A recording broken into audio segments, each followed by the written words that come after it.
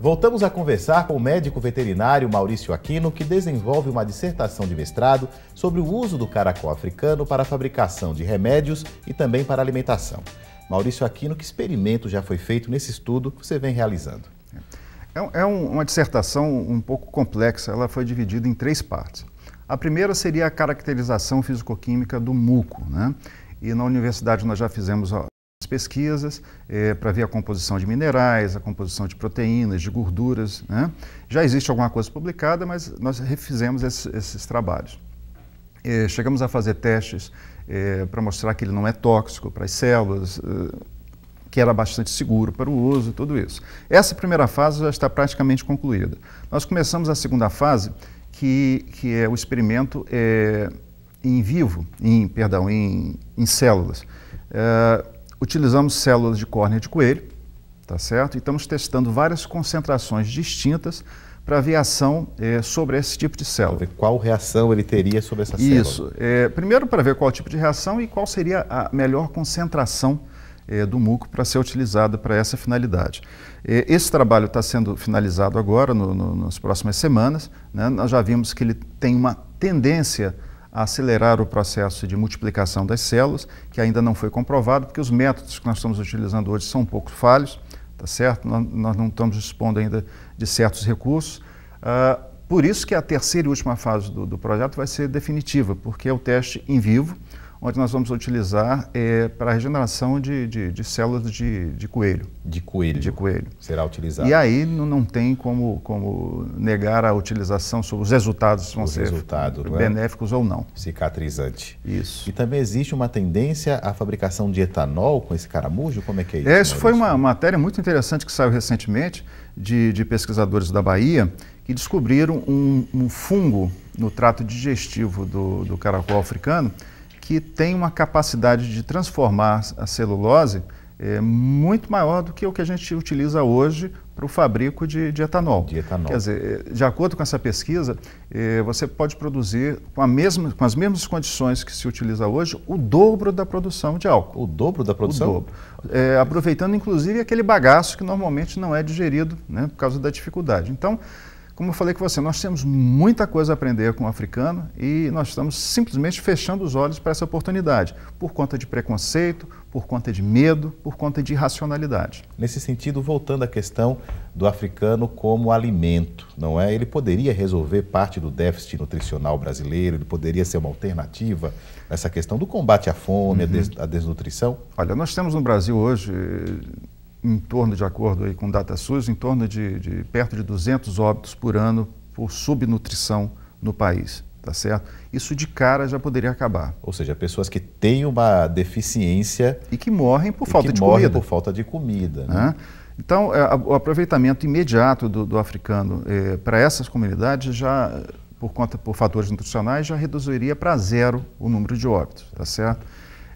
E fora isso, ele ainda pode colaborar muito para aquelas crianças que crescem com deficiência nutricional, né? Que são fases fundamentais da vida, onde se desenvolve toda a inteligência, todo o potencial cerebral e que vem acontecendo com muita frequência no Brasil, porque não há disponibilidade de proteína para essas crianças, né? Especialmente no Nordeste, nessas partes mais secas, onde a agricultura é difícil em certos períodos do ano. Então, é uma hipocrisia, em minha opinião, se jogar fora, se enterrar esse animal, como vem acontecendo hoje, de norte a sul. Não é só aqui no Nordeste, não é só em São Paulo, é no Brasil inteiro.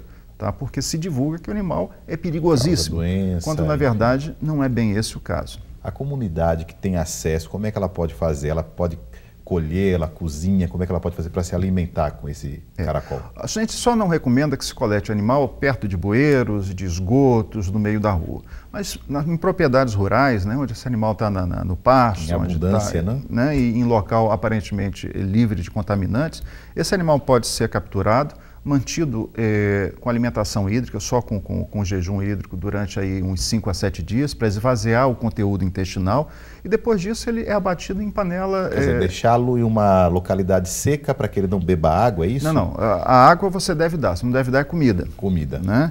Então, ao longo desses 5, 7 dias, ele esvazia o intestino. Né? E com esse animal, depois de 5, 7 dias, você abate em água quente, tira da concha, e pode comer tranquilamente. Coloca na água. Desde que seja fervido em 20 minutos. Em 20 minutos. De preferência em panela de pressão. Perfeito. Acrescenta um tempero e está pronto o prato. A partir daí você prepara com o gosto regional, né? Ou na forma de muqueca, como tem sido feito aqui em Alagoas, ou com alho e manteiga, aí depende. Ele pode ser usado como carne, por exemplo, em qualquer receita tradicional. Agora, além da proibição que houve, o que é que levou a indústria a não prosperar nesse sentido, da criação? Falta de tecnologia. A época, nos anos 80, né? Porque, para você ter ideia, quando começou-se a criar caracol no Brasil, quem tinha alguma literatura não divulgava. Eu vou ser o melhor porque eu tenho informação. Tá? No Rio, na década de 80, começou a morrer muitos animais na época do verão. E eu era diretor técnico-científico da entidade na época, da Associação de Criadores do Rio de Janeiro. E nós tivemos que começar a pesquisar do zero.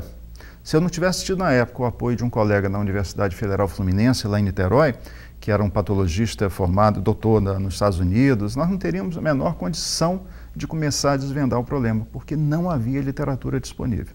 Tanto é que essa primeira doença que foi diagnosticada no Rio é inédita no mundo, tá certo? Então, tudo é muito difícil quando você está começando uma atividade, mas não quer dizer que seja impossível. Que seja impossível, intransponível, né? Havia um problema também com relação ao invase?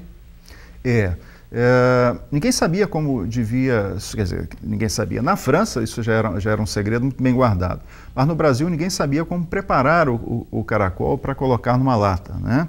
Qual o tempo de cozimento, porque se você cozinhar demais ele fica muito quebradiço, se cozinhar de menos ele fica borrachudo. Então esses detalhes ainda ninguém sabia e evidentemente necessitavam de um investimento alto que ninguém tinha, na época, condição de realizar por conta própria. Perfeito. Isso levou a indústria, infelizmente, a não prosperar. Né? Perfeito. Maurício, queria agradecer a sua presença, parabenizar pelo estudo aí com os caracóis e desejar sucesso. Obrigado. Sou eu que agradeço a oportunidade. Perfeito. E o Conhecer de hoje fica por aqui. Para você que nos acompanhou, muito obrigado. Até a próxima.